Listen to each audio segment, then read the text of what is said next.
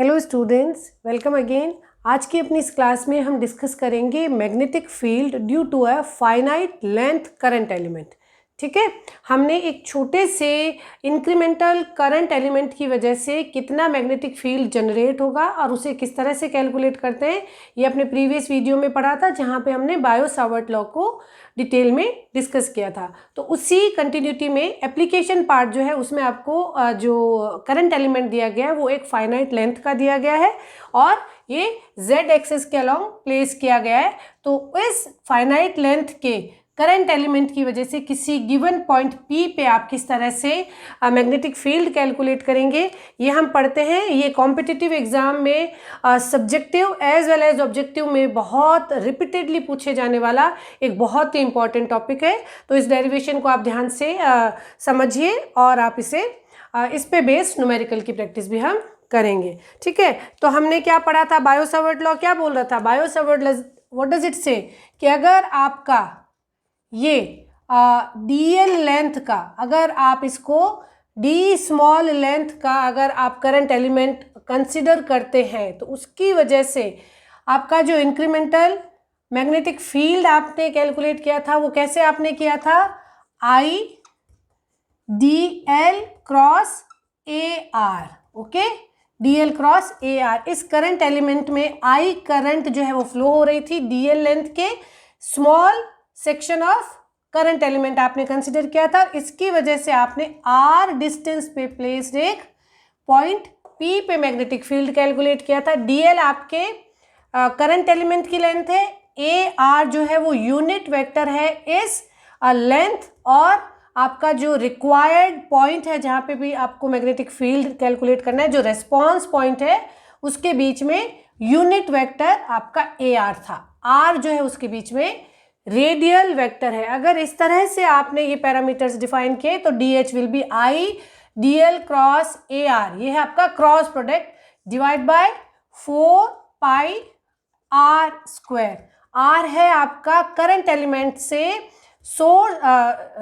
Response point के बीच में radial vector का रिप्रेजेंटेशन R स्क्वायर हो गया, उसका लेंथ का स्क्वायर। तो अगर इसको हम बेसिस मान के अब अगर हम एक फाइनाइट लेंथ का करंट एलिमेंट अगर हम कंसिडर करें, ये आपका z, y और x एक्सिस है। z एक्सिस पे आपने एक AB इस फाइनाइट लेंथ के करंट एलिमेंट को आपने प्लेस किया है और यहाँ पे I उसमें करंट फ्लो हो रही है। अभी हम स्टडी मैग्नेटिक फील्ड जो है उसको कंसिडर कर रहे हैं, तो हमारी जो करंट है वो एक फाइनाइट एम्पलीट्यूड की करंट इसमें फ्लो हो रही है, टाइम वेरिएबल कंपोनेंट अभी नहीं है। ठीक है, और इस करंट एलिमेंट AB की वजह से आपको पॉइंट P पे मैग्नेटिक फील्ड कैलकुलेट करना है। रेस्पॉन्स पॉइंट जो है वो आपका पॉइंट P है। ओके, तो ये z एक्सिस को हमने एक्सटेंड किया इस डॉटेड लाइन से।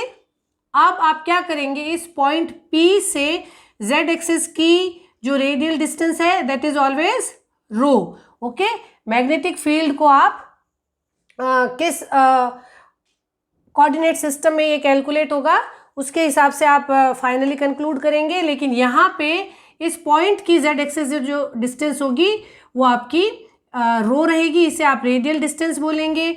यहाँ पे आप अपने करंट एलिमेंट का फर्स्ट पॉइंट को कनेक्ट करने वाली एक लाइन यहाँ पे आप ड्रॉ करेंगे और इसके एंड पॉइंट को कनेक्ट करने वाली आप एक लाइन यहाँ पे ड्रॉ करेंगे और इन कनेक्टिंग लाइन का आप इस रेडियल डिस्टेंस के साथ एंगल कैलकुलेट करेंगे। आप इसे अगर फर्स्ट पॉइंट मान रहे हैं और इसे सेकंड पॉइंट मान रहे हैं तो फर्स्ट पॉइंट से P को, फर्स्ट पॉइंट A को, इसे हम फर्स्ट पॉइंट और इसे हम सेकंड पॉइंट जो है एंड पॉइंट कंसिडर कर सकते हैं। तो इस पॉइंट से P को जोड़ने वाली जो लाइन है वो रेडियल डिस्टेंस के साथ β1 एंगल बना रही है, सेकेंड लाइन जो है वो β2 एंगल बना रही है। सिमिलरली आप z एक्सिस के साथ भी, ठीक है, इनके एंगल्स को मेंशन कर देंगे। फर्स्ट लाइन α1 एंगल बना रही है, सेकेंड लाइन आपकी α2 एंगल बना रही है। ये आपका जो करंट एलिमेंट है वो फाइनाइट लेंथ का है, तो आप इसका मिड पॉइंट भी कंसिडर कर सकते हैं। इसके मिड पॉइंट को आप पॉइंट P से कनेक्ट करेंगे और ये जो रेडियल डिस्टेंस है उसे आप कैपिटल आर, वेक्टर आर से नोटेशन लिखेंगे। जनरलाइज जो एंगल है दैट इज अल्फा। अगर ये इसका अल्फा एंगल है तो फर्स्ट पॉइंट का अल्फा 1, लास्ट पॉइंट का अल्फा 2 रहेगा। ये कुछ नोटेशंस हमने दे दिए हैं। अब इन नोटेशंस के साथ और अपने बायो-सावर्ट लॉ के इनिशियल डिस्कशन के साथ हम यहाँ पे डेरिवेशन कंप्लीट करेंगे कि magnetic field, final magnetic field क्या आएगा। कुछ नोटेशंस हम इसमें जो है वो मेंशन कर लेते हैं। क्या मेंशन कर लेंगे? इस करंट एलिमेंट में dl क्या रहेगा आपका? dl will be dz az। आपने dz लेंथ का करंट एलिमेंट z एक्सिस के अलॉन्ग रखा है, इसलिए आपकी जो डिफरेंशियल लेंथ है that will be dz az। एक तो आपका ये हो गया है, ठीक है। सेकेंड जो आप चीज देखेंगे उसमें आपको चाहिए ar, रेडियल वेक्टर भी चाहिए आपको। और यहाँ पे अगर आप इस उसको देखते हैं, ट्रायंगल को अगर आप देखते हैं तो यहाँ देखिए ये है इसकी रेडियल डिस्टेंस जिसे कि आपने रो दिया है, और ये है आपका रेडियल वेक्टर जो आपके मिड पॉइंट से, ये है आपके रेस्पॉन्स पॉइंट के z एक्सिस से दूरी, वो है रो, और ये है आपकी रेस्पॉन्स पॉइंट से एलिमेंट की डिस्टेंस दैट इज r। अगर हम, और ये है आपका z एक्सिस पे, अगर ये z एक्सिस आपका चला जा रहा है तो आप इस पे कैसे लिखेंगे? इसको आप लिखेंगे रो बाय z विल बी, ये अगर रो कोऑर्डिनेट है और ये अगर आपका z कोऑर्डिनेट है तो इसमें क्या हो जाएगा? यहां तक अगर आप लिखेंगे, इस ट्रायंगल को देखिए, इस ट्रायंगल को, ओके, इस ट्रायंगल में आपका ये जो ब्लू लाइन ट्रायंगल है, ये जो जिसमें r जहां पे आपने डिफाइन किया है, ये रो है और ये z कोऑर्डिनेट हुआ। इस पॉइंट P का ये z लेंथ हुआ, ओके, जहां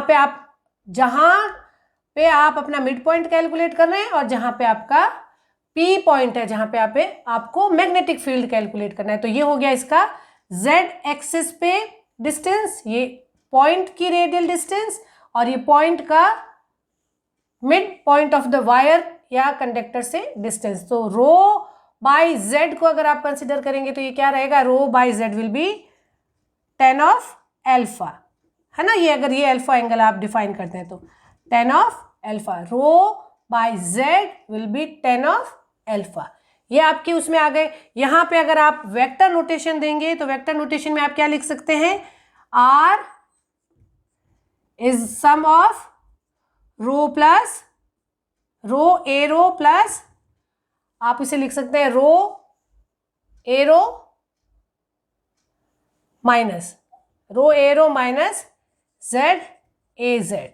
अगर ये सम अगर आप देखें, ये अगर आपका r है, ये है, और ये अगर आपका z आता है तो ठीक है ना। तो ये आप अगर r को वेक्टर, ये आपका r वेक्टर है, ये रो वेक्टर है, और ये आपका z वेक्टर है, तो इसमें अगर आप डिफाइन करेंगे तो r एक तो इस फॉर्म में लिखा जाएगा, रो बाय z अल्फा इस फॉर्म में लिखा जाएगा, dl को इस फॉर्म में लिखेंगे। तो इन पैरामीटर्स को लेके अगर हम यहाँ पे dh कैलकुलेट करें, आई होप ये आपको क्लियर हो गया है। इस डिटेल डायग्राम में आपको बेसिक मैथमेटिकल कॉन्सेप्ट लगा के और ये अपनी जो वैल्यू ट्रांसफर है वो साइड में रख लेनी है। अब इनको रख के हमें इस फॉर्मूला में, बायो-सावर्ट लॉ के जो बेसिक फॉर्मूला उसमें इन वैल्यूज़ को रख के हमें अपना मैग्नेटिक फील्ड कैलकुलेट करना है। तो DH क्या होगा? DH को आप ऐसे लिख सकते हैं, I dl cross r by 4 pi r cube. Is it okay? Because AR is vector r divided by magnitude of vector r. तो ये r स्क्वायर था, इसके साथ एक r और आ गया। अगर आपने AR को ऐसा लिखा तो आप इसे इस तरह से लिख सकते हैं। अब DL क्या है हमारे पास? DL equals to DZ AZ। क्यों? हमारा एलिमेंट Z एक्सिस पे रखा गया है, ठीक। और उसके बाद R क्या है हमारा? R है हमारा rho arrow minus Z AZ। Okay, if you have to perform DL cross R, DL cross R, आपको इन दो वेक्टर का क्रॉस प्रोडक्ट करना है तो होगा DZ AZ cross product with rho a rho minus z a z. Okay, यहाँ पे जिस तरह से एक्स वाई और जेड में क्रॉस प्रोडक्ट होता है उसी तरीके से आप rho phi and z, cylindrical coordinate system में जब रो फाई और जेड आपके सीन में आ जाते हैं तो ये आपका सिलेंड्रिकल कोऑर्डिनेट सिस्टम में आप इस कैलकुलेशन को परफॉर्म कर रहे हैं। तो आपका rho cross phi will be z, z cross rho will be phi, z cross rho will be phi. जैसे आपका सिंपल आपने क्रॉस प्रोडक्ट स्टडी किया है रेक्टेंगुलर में उसी तरीके से। तो आपका ये d z a z cross a rho क्या होगा, a z cross a rho will be a phi. तो ये हो जाएगा आपका rho D z a phi. Okay, इस क्रॉस प्रोडक्ट को, और a z cross a z will be 0। तो आपका डी एल क्रॉस आर जो है उसकी जगह आप लिखेंगे rho D z a phi. दूसरा आप क्या लिखेंगे, यहाँ पे आप जो आर लिखते आए हैं, आर को किस फॉर्म में कन्वर्ट कर सकते हैं आप, आर को लिख सकते हैं आप आर का magnitude will be rho square plus Z square under root. ये आर का अगर आप वेक्टर सम अगर इस तरह से है तो इसका मैग्नीट्यूड कैसे निकलता है, rho square plus Z square, इस तरह से निकालते हैं। तो आप R cube will be rho square plus Z square raise to power 3/2। तो ये चीज़ें हमारे पास आ गई है। दो चीज़ हमने लिख ली है, डी एल क्रॉस आर को हमने इस तरह से लिख लिया है, आर क्यूब को हमने इस तरह से लिख लिया है। अब हमारे पास रो और जेड और फाई की फॉर्म में डी एच आ जाएगा। तो यहाँ पे आप जब डी एल क्रॉस आर और आर क्यूब की वैल्यू को इन प्रीवियस डेरिवेशन से जब आप उठा के यहाँ रखेंगे तो d H will be I, आपका एक कांस्टेंट करंट फ्लो हो रहा है, I d l cross r is rho D z a phi. ये आपकी डायरेक्शन को रिप्रेजेंट कर रहा है, मैग्नेटिक फील्ड के इंक्रीमेंटल वैल्यू को। ओके, उसके बाद आर क्यूब को आपने रखा rho square plus Z square raise to power 3/2। ये आ गया है आपके स्मॉल सेक्शन की वजह से।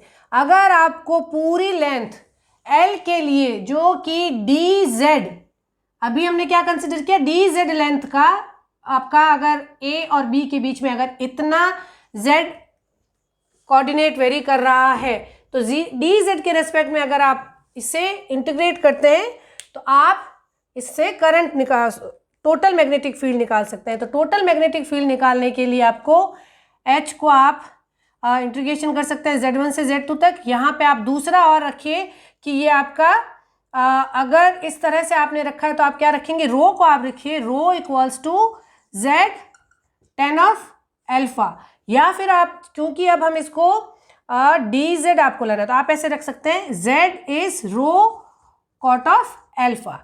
तो डी जेड क्या हो जाएगा, D Z will be minus rho cosec square of alpha D alpha. Okay, आप इसको इस तरह से भी लिख सकते हैं।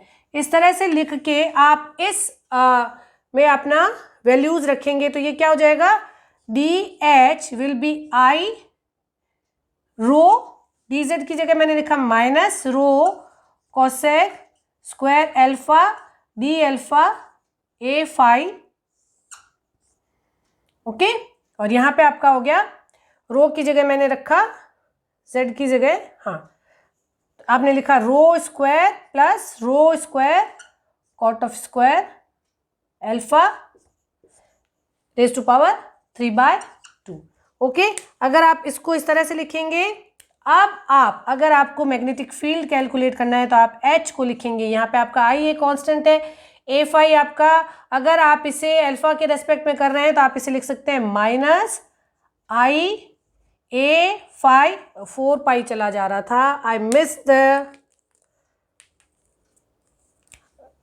मल्टीप्लाई 4 पाई, यहाँ पे 4 पाई चला आ रहा था। ओके, आई करेक्टेड, आई ए फाई, आई को आपने कांस्टेंट की तरह बाहर ले लिया, ये हो गया ए फाई। अब हम अल्फा के रेस्पेक्ट में अल्फा को वेरिएबल ट्रीट करते हुए इंटीग्रेशन करेंगे, बाकी सब आपका कांस्टेंट आ जाएगा, minus I A phi bye 4 पाई, ये आपका हो गया रो स्क्वायर को आप कांस्टेंट ले सकते हैं, रो स्क्वायर, यहाँ से भी आप रो क्यूब आ जाएगा। जब रो स्क्वायर को कांस्टेंट लेंगे और रो स्क्वायर रेज टू पावर 3/2 तो रो क्यूब हो जाएगा, ये हो गया। और यहाँ पे आपके पास क्या आ जाएगा, cosec square D alpha upon 1 plus cot square alpha. Okay, इसका इंटीग्रेशन आप परफॉर्म कर रहे हैं over the power alpha 1 to alpha 2। इसे जब आप इंटीग्रेट करेंगे तो you are going to cosec square और इसकी पावर 3/2, ये कोसेक क्यूब साइन, तो ये हो जाएगा आपका minus I A phi upon 4 pi rho square rho cube, ये आ गया। और यहाँ पे आपका आ जाएगा integration of sine alpha D alpha, sine alpha D alpha with the limits alpha 1 to alpha 2। Sine alpha का इंटीग्रेशन माइनस कॉस अल्फा हो जाएगा, माइनस और एक माइनस आपका यहाँ पे है, तो आप इसे लिख देंगे I A phi upon 4 pi rho cos of alpha 2 minus cos of alpha 1। Okay, ये आ गया है आपका magnetic field because of a current, finite length current element, जो कि यहाँ पे जेड एक्सिस के साथ पी पॉइंट से कनेक्टिंग लाइंस के साथ अल्फा 1 और अल्फा 2 एंगल बना रहा है जेड एक्सिस के साथ। अगर आप ये वाला एंगल कैलकुलेट कर पाते हैं दिए हुए कोऑर्डिनेट्स के साथ, तो आप इसे दूसरी फॉर्म में कैसे लिख सकते हैं, if you can calculate with the help of length of current element, current element की लेंथ के हिसाब से अगर आप बीटा 1 और बीटा 2 अगर कैलकुलेट कर पा रहे हैं, अल्फा 2 को आप लिख सकते हैं साइन ऑफ बीटा 2 भी लिख सकते हैं। तो आप इसे लिखेंगे I upon 4 pi rho sine beta 2 minus sine beta 1 a of phi. ये हो गया आपका magnetic field because of a finite length current element. यहाँ ध्यान रखिएगा कि ये जो बीटा 1 और बीटा 2 आप मेजर करेंगे, इस ये रेडियल डिस्टेंस से आप क्लॉकवाइज डायरेक्शन में ही आप मेंशन करेंगे। अगर ये करंट एलिमेंट जो है वो आपका इनफाइनाइट लाइन का हो जाए, इनफाइनाइट लेंथ का अगर हो जाता है तो देखिए, अगर ये इनफाइनाइट लेंथ का हो जाता है तो इसका ए बी पॉइंट यहाँ पे और ए पॉइंट आपका